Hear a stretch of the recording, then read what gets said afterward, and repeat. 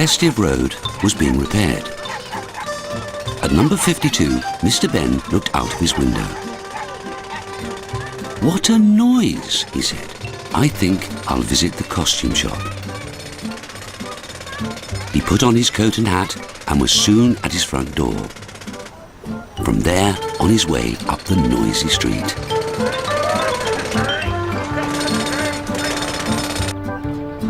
It wasn't long before he left the noise and he was outside the shop. Mr. Benn went in. Inside the shop, Mr. Benn looked at the outfits that were there. He started to chuckle. Ooh! Suddenly, as if by magic, the shopkeeper appeared. "Hello, sir," he said. "Which one amuses you?" "The Roman one," said Mr. Benn. "Romans made good roads." "Ah, the Roman Gladiator," said the shopkeeper. "Why don't you try it, sir? You know the way." Still chuckling, Mr. Benn took the outfit and went through the door to the changing room. Inside the little room, Mr. Benn put on the Roman clothes and admired himself in the mirror. Then he went through the second door. Not the door back to the shop, but the door that went... where this time, he wondered.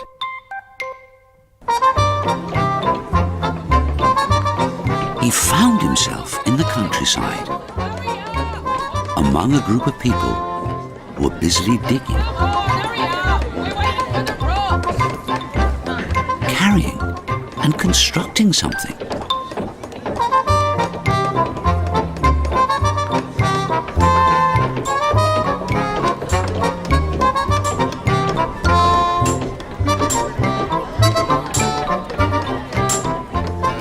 "Mr. Benn," said a voice, "what are you doing here?"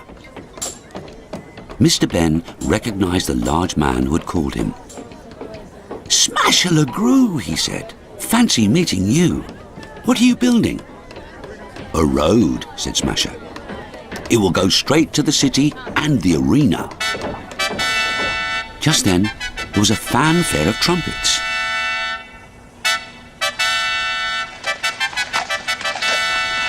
"Here comes the Emperor," said Smasher.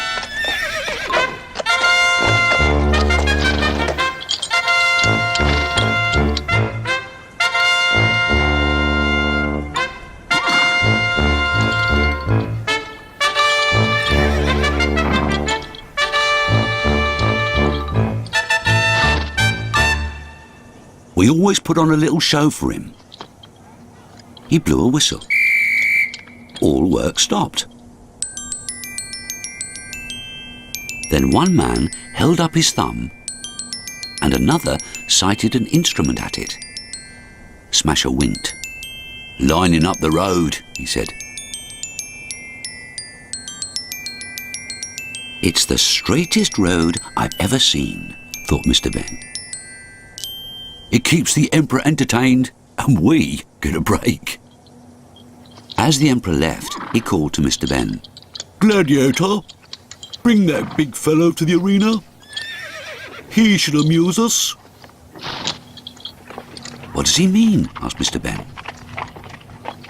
"He collects men to fight the gladiators," said Smasher. "Now he wants me." "I'd forgotten the gladiators fight," said Mr. Benn. "Fighting is silly." "And so say all of us," said Smasher.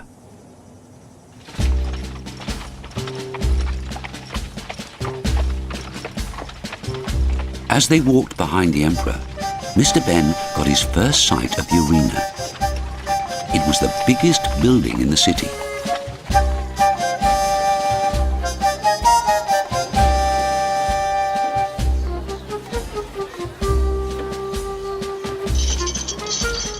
When they got there, Smasher was put with the other prisoners. Mr. Benn went into a room filled with worried-looking gladiators. "Hello," he said. "You don't look very happy. What's the problem?"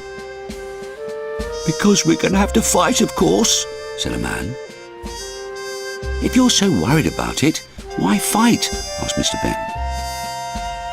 The Emperor, said the man. We do as he says, or it's thumbs down. Thumbs down? Mr. Benn looked puzzled. Look, said the man. If the Emperor turns his thumb down, it means a squidging for someone. Thumbs up, they go free. Then there are the lions. Lions? Squidging? How awful, said Mr. Benn. Listen, I've an idea. After he'd explained the idea, he went to the prisoners. You were right, Smasher, said Mr. Benn. Nobody wants to fight, but I've got a plan. He explained his idea again and then said, I need to hurry back to the road. Mr. Benn went back to the road and found the man with the sighting instrument. Then together they set off for the city.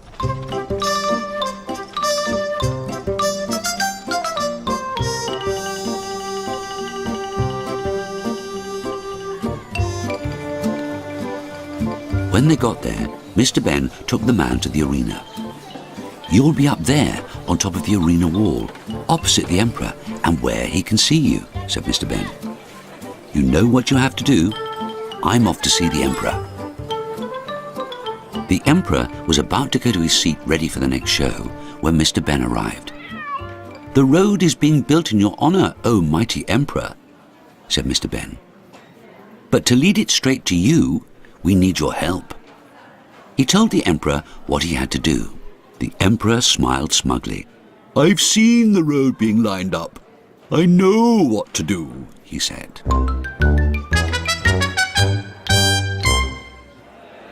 Next, Mr. Benn fetched Smasher and took him to the lions.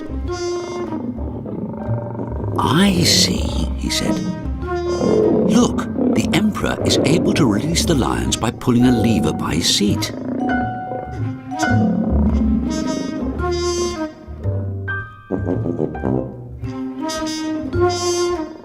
They go to the arena by this tunnel.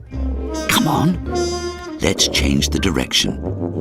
Then he said, I'm going to need your whistle as well. The changes were finished just before it was time to enter the arena.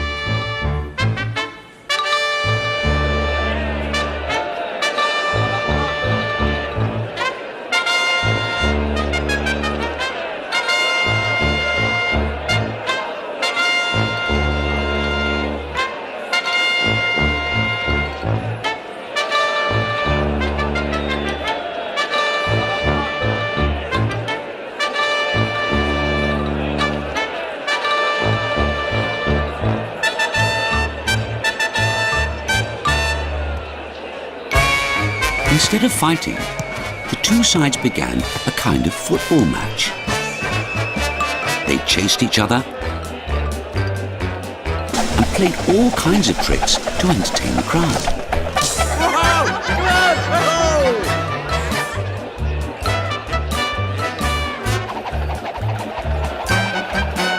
Sometimes they even kicked the ball.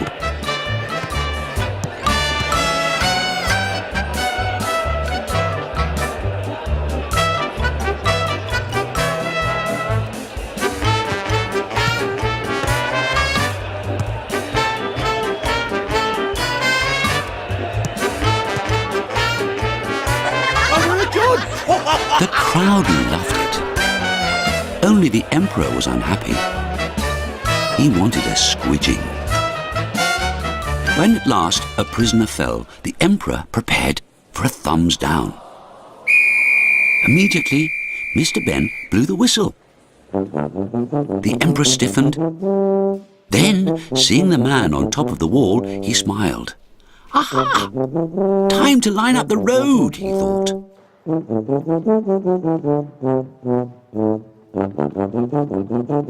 He held his thumb up. The prisoner left the arena free.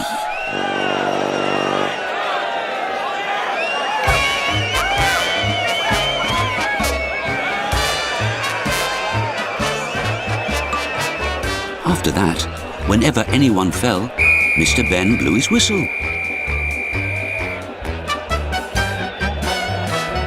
and the Emperor held up his thumb for freedom.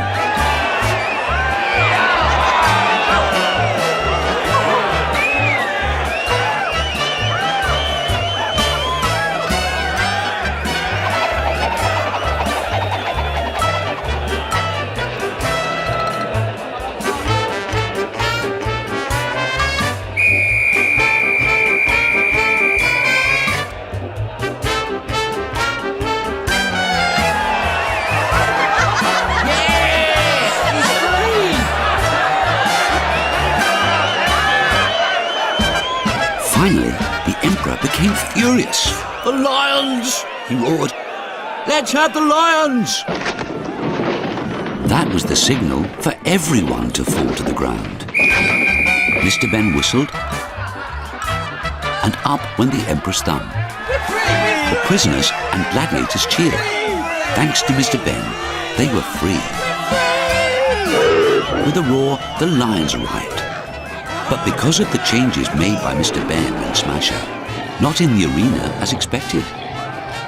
Instead, they appeared right beside the Emperor. That was when the crowd decided to go home. When last seen, the Emperor was still running.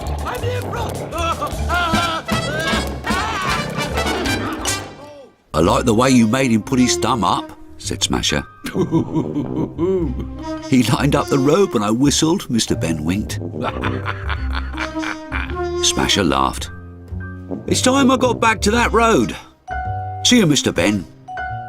"Hope so, Smasher," said Mr. Benn. "Good luck." Just then, a familiar voice called to Mr. Benn. "This way, sir." The man pointed to a door. Mr. Benn went through the door and found himself back in the changing room. He put on his own clothes and then went back into the shop.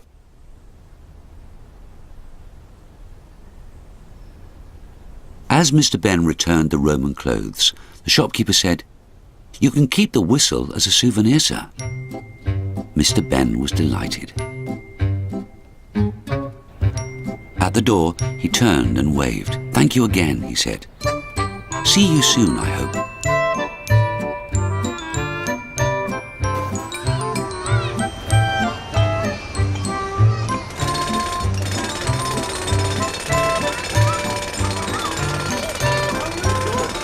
Festive Road was still noisy with the roadworks.